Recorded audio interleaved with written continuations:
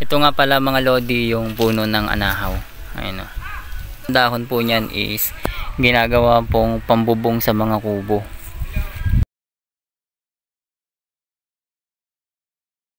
Ito naman po yung pako sa gubat. Yo. Ito naman mga lodi, hindi ko alam yung tawag dito. So,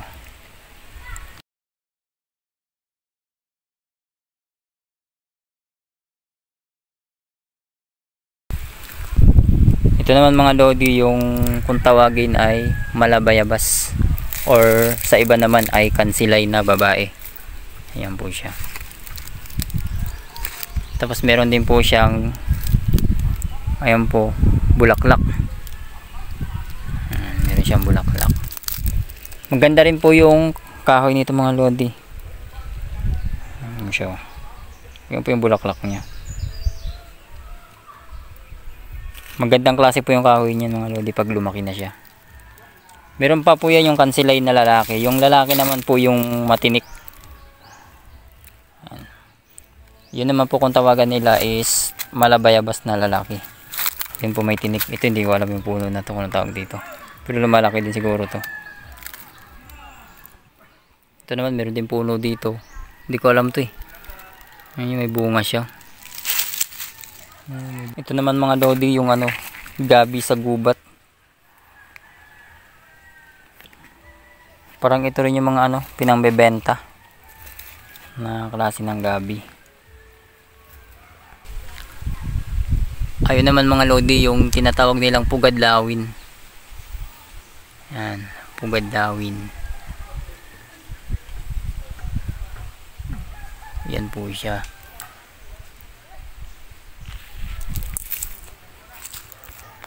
Ayun naman mga lodi yung ano, yung bagi na gumagapang sa puno ng niyog. Para siyang ano, yung parang kalahi din ng orchid. Ayan po siya mga lodi. Ayan. Nakaakap po siya sa ano eh. Ayan o. Nakaakap siya sa puno ng niyog. Ayan, yun po yung loob niya. Tapos ayan po, sapi-sapi po sila o. Ayan o. Yan, may makita po kayo dalawa. Ayan po siya mga lodi. Ayan. Ito yung puno. Ayan po yung puno ng nyog. Ginagapangan po niya. Tapos meron din dito yung ano. May bahay din pala ng hantik dito. Yung karag. Akala ko sa Maribeles lang. Pero dito meron pa palang naligaw na ano. Napugad ng hantik.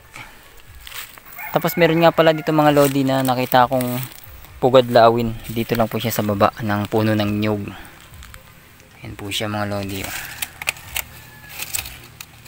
Parang ano din siya, parang kalahi din siya ng pako. Ayan. Ayan. Tapos meron siya mga tuyong dahon, yung nagpapaganda ng design nya. Ayan. Yan po siya mga lodi oh. Pugadlawin. Ito naman yung pako.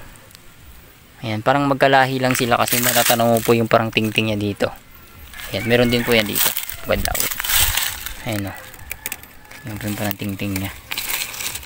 Ayan. Tapos medyo malaki lang ng konti itong dahon nya. Pero compare mo naman dito. Ayan o. At saka dito. Yan yung puno nya. Meron din siyang parang laman yan sa loob nya. Pag malaki na. Tapos yun nga pala sa baba. Meron ding pugadlawin. Tsaka yung bagi na gumagapang. Dito naman sa kabila. Meron ding pugadlawin. Tapos meron ding mga bagi na gumagapang. Ayan o. Madalas nakikita lang natin to sa mga design. Ayan, dinidikit nila sa mga puno pang design. Pero dito is, ayan, legit po yan. Buhay po talaga yan na bagi na nakadikit po siya sa puno ng niyog.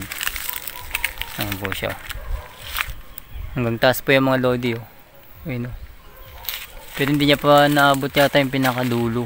Pero mataas na po yung nararating niya. Ayan. Pansin din talaga yun yung mga bunga ng buko dito. Or yung bunga ng nyug talagang dadami. Ito naman mga lodi yung sahing. Ayan, sahing po yan. Yung dagta po nito ay pwede po natin gawing pangpalingas kasi tinatalaban po siya ng apoy. Ayan po yan. Tapos yan meron siyang amoy. May amoy siya. Yung amoy niya po yung parang pantapal na katulad ng ano, yung katulad ng salon pass. Di ba tinatapal po yan sa mga kasukasuan natin. Meron po yun yung isang klase pa, yung kulay brown yung tela niya. Pinapandikit or pinapantapal din yun. Tapos may amoy po yun siya. Yung amoy niya po is kaamoy po ng yung puno ng sahing. Tapos dito meron ding ano, kung tawagin nila ay pichay gubat. Ayan naman po yung pichay gubat. Ito po yung talbos nito mga lodi is ginugulay po yan dito. Ayan. Ito naman, hindi ko alam kung anong klase to. Marami kasing type nito, yung iba ay yung luyan dilaw, pero ito hindi to luyan dilaw eh. Pero meron po akong isa talagang nagandahan dito mga lodi. Ito po napakaganda po niya. Para siyang firm, pero kaori din po siya ng pako. Ayan po mga lodi. Ayan. So ayan po ng mga lodi, napakaganda niyang tingnan. Pwede po siyang pan-display. Ito naman po yung pako. Ayan. Ito siya. Ito naman yung isang klase ng pako. Ayan, para po siyang firm. Napakaganda niya.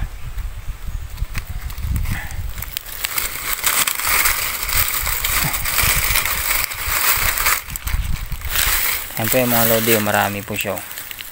Tapos dito naman mga lodi is meron po tayo ditong makikitang buho. Ito yung ginagawang ano sa wali.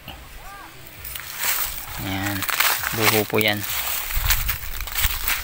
Ayan po siya, ito may malaki. Ayan. Meron din pong isang type ng buho na malalaki. Yung mga gabraso na siya o yung iba malaki pa sa braso. Tapos dito mga lodi is meron din po ako napansin. Gumagapang din po siya. Ano. Tapos meron din po dun sa may puno ng nyug. Ayun o. Ayan, ang ganda niya pong gawing pang display. Ayan, lapitan natin. So ayan po siya mga lodi. Parang pwede siyang ano, pang benta. Meron din gumagapang dun sa may puno. Ayan. Ito po mga lodi, may mga taga. Ito po yung dagta na ginagawa pampalinas.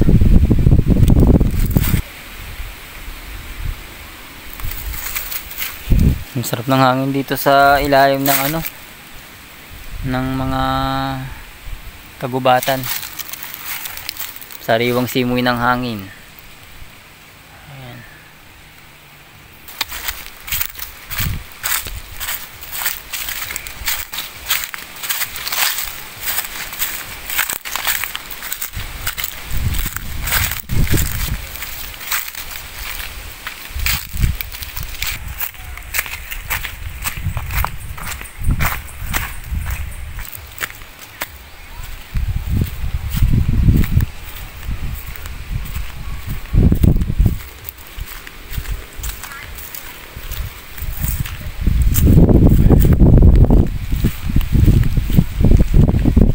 Doon naman po yung part na yun mga lodi, yung kulay blue na yun, tabing dagat na rin po yun.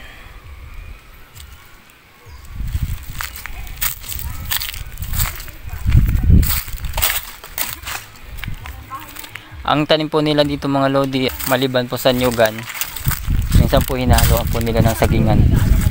Ayan, yung mga sagingan po yan din dahil na mataatanaw. Ayun po sa baba may sagingan. Pero sa iba po, yung nadaanan namin, nyugan at saka sagingan. Ay, yung nga sinasabi ko sa kanya kanina. Kung may mga sagingan po dyan sa baba. Kailangan ng bahay. Ang importante doon yung pagmamahal sa kanyang tiwala. At ang sinabi ko rin sa kanya, sabi niya rin. Tapos dito mga lodi, dito nyo po makikita yung ipit na gawa po sa gawa po siya sa kawayan. Ayan po mga lodi. Ganyan po yung ipit dito. Ayan.